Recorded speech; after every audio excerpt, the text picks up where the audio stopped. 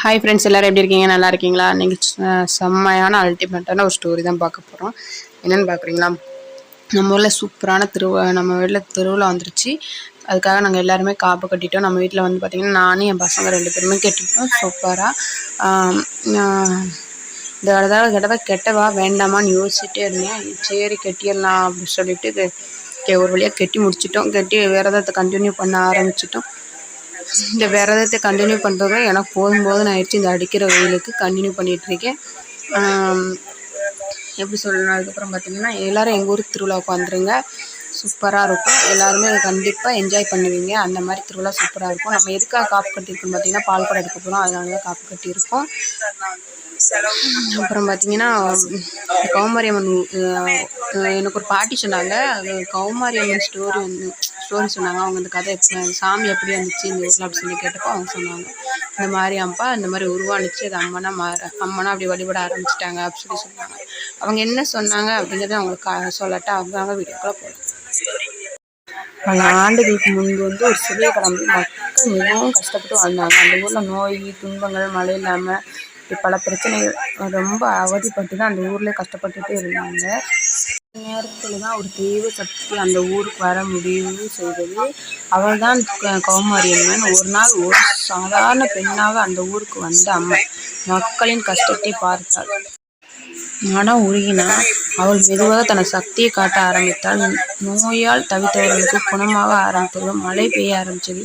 கிராமம் முழுக்க சந்தோஷம் திரும்ப வந்தது. ரொம்பவே ஹாப்பி ஆகிட்டாங்க அந்த கிராமத்தில் உள்ளவங்க. ஆனால் எதனால திடீர்னு இந்த மாதிரி நோய் நொடிலாம் சரியாக போய் தண்ணி பிரச்சனைலாம் சரியாக போய் மாறிச்சுன்னு அவங்களுக்கு தெரியல. கொஞ்ச நாள் கழிச்சு யோசிக்க ஆரம்பித்தாங்க. சந்தோஷத்தில் நிறைஞ்சு போய் இருந்துச்சு இந்த கிராமமே. அப்போ தான் மக்கள் புரிஞ்சுக்கிட்டாங்க, சாதாரண பெண் இல்லை, அம்மன் தான் என்று. இந்த பெண் நம்ம ஊருக்குள் வந்ததுக்கு அப்புறம் தான் இந்த மாதிரி மாறிச்சு அப்படின்னு அவங்களே யோசிக்க ஆரம்பித்தாங்க. ஆனால் யோசிக்க ஆரம்பிச்சோம்னா இது அம்மனாவே நம்ம வழிபடுவோம், சாதாரண பெண் கிடையாது, இது ஒரு சக்தி வாய்ந்த ஒரு அம்மன் அப்படின்னு யோசிச்சிருக்காங்க. பெண் வடிவத்தில் வந்திருக்காங்க அப்படின்னு அவங்களே யோசிக்க ஆரம்பிச்சிருக்காங்க. அந்த நாளில் அந்த இடத்தில் அம்மனை வைத்து பூஜை செய்ய ஆரம்பித்தார்கள். அவளுக்கு கௌமாரியம்மன் என்று பெயரும் வைத்தார்கள். அந்த பெண்மணி அப்படியே அங்கேயே ஒரு சிலையாகவே மாறிடுச்சான். அப்போ சக்தி வாய்ந்த அம்மன் திடீர்னு உருவாயிட்டாங்க. இந்த அம்மன் பேர் கௌமாரியம்மன். அவங்களே பேர் சூட்டி கௌமாரியம்மன் என்று வழிபட ஆரம்பிச்சிட்டாங்க. அப்புறம் அவங்க ஊரில் ஒவ்வொன்றும் நல்ல சந்தோஷமான விஷயமா நல்ல விஷயமா நடக்க ஆரம்பிச்சிச்சு. அப்போ அம்மன் சொல்லியிருக்காங்க, நான் உங்களை காப்பாற்றுவேன், நீங்கள் என்ன நம்பிக்கையோட வழிபடுங்க. அதன் பிறகு உங்கள் அந்த ஊரில் காப்பு கட்டும் வழக்கம், விரதம், திருவிழா எல்லாம் ஆரம்பிச்சிச்சான். அப்படின்னா காப்பு கட்டி விரதம் கடைப்பிடிச்சி அந்த ஊரில் ஒரு திருவிழாவாக, ஒரு வருஷத்துக்கு ஒரு முறை திருவிழாவாக கொண்டாட ஆரம்பித்தாங்களாம். அப்படி தான் வழிபட ஆரம்பித்தாங்களாம். பங்குனி திருவிழா கௌமாரியம்னு சொல்லிட்டு எங்கள் ஊரில் கொண்டாட ஆரம்பிச்சிட்டாங்கன்னு சொல்லி அந்த பாட்டி சொன்னாங்க.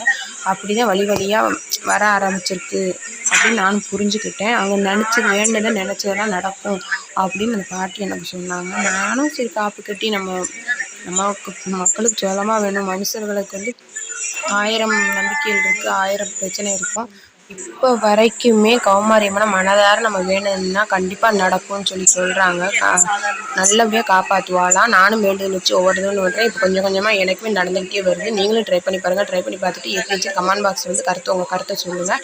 இந்த கதை உங்களுக்கு பிடிச்சிருந்துச்சுன்னா லைக், ஷேர், சப்ஸ்கிரைப் பண்ணுங்கள். மேலும் இது போன்ற அம்மன் கதைகளை பார்க்க உங்களுக்கு வேணும்னா எங்களையும் ஃபாலோ பண்ண வச்சுக்கோங்க. ஓகே, பாய். கௌமாரியத்தை காப்பாற்றட்டும்.